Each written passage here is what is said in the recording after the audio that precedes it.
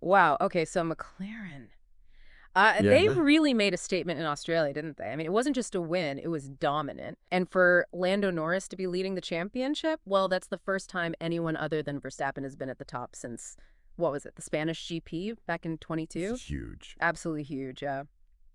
So for this deep dive, we're going to take a closer look at McLaren's performance, why they were so strong, why Red Bull and the other teams are asking questions, and how the FIA is responding to this shakeup. We've got a lot to cover, from mini DRS to tire management, so let's dive right in. Sounds good. Okay, first things first, that win in Melbourne. Lando Norris taking the top step.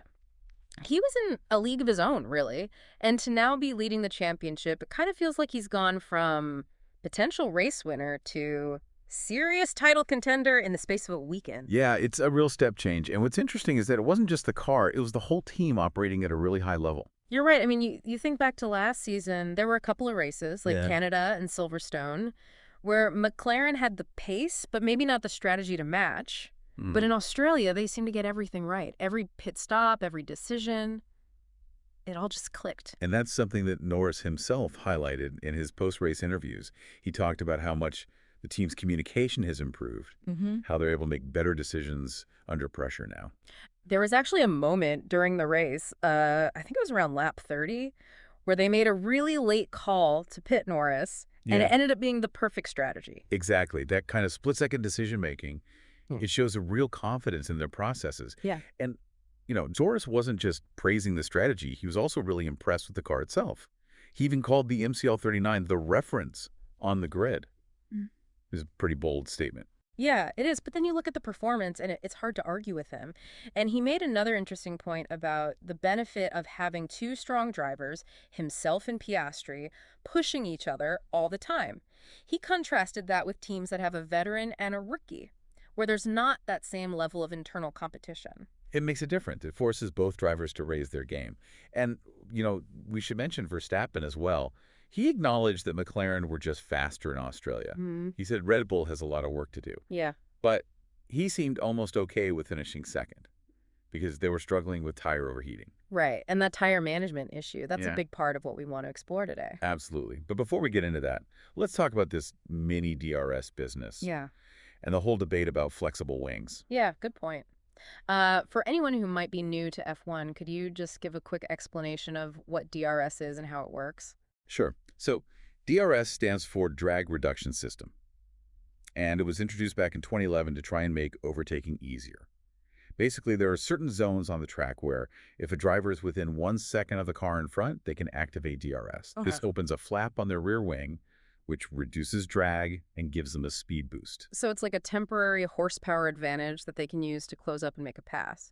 Okay, so that's DRS. Now, what about mini DRS? What is that exactly, and how do flexible wings fit into the equation? Right, well, mini DRS isn't an official term.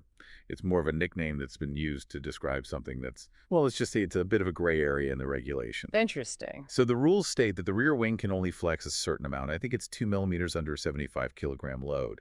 But what some teams have allegedly been doing is designing their wings in such a way that they flex more than that at high speed, even when DRS isn't activated. So the wing is basically bending backwards under the force of the air, Yeah. giving the car less drag Hmm. and therefore more speed.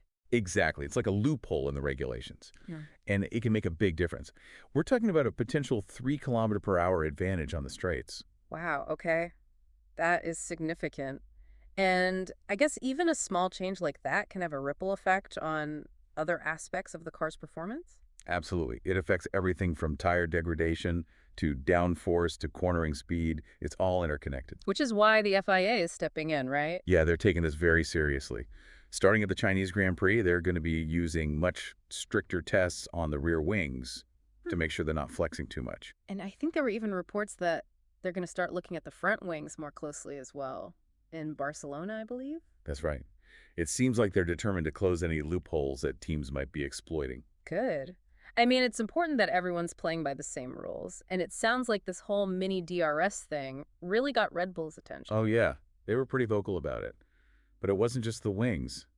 They were also questioning McLaren's tire performance in Melbourne. Yeah, that was strange. I mean, they were able to make the softest tire compound work in really hot conditions, and then they were just as quick on the intermediates when it rained. It's not often you see a team master both ends of the spectrum like that. Right. And Christian Horner, Red Bull's team principal, was pretty blunt about it. He said it was very strange how McLaren could generate heat in their tires without overheating them. It was almost like he was accusing them of doing something.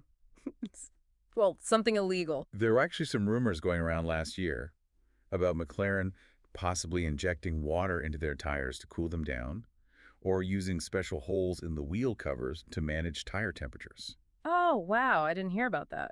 But the FIA investigated those claims and found nothing. They said their sensors would have picked up any irregularities, and they even did extra checks on Norris's car in Australia, just to be sure. Okay, so those specific rumors were debunked, but it sounds like Red Bull's suspicions about McLaren's tire performance haven't gone away. Not entirely. And their concerns are understandable when you look at how the race unfolded. For the first 15 laps or so, Verstappen was able to match Norris's pace, but then McLaren just started pulling away, and they built up a lead of over 10 seconds in a matter of laps. And it wasn't just Red Bull that were struggling. Mercedes and Ferrari were even further back. It was like McLaren had found some kind of secret advantage. And, the predictions for the Chinese Grand Prix suggest that McLaren could be even stronger there.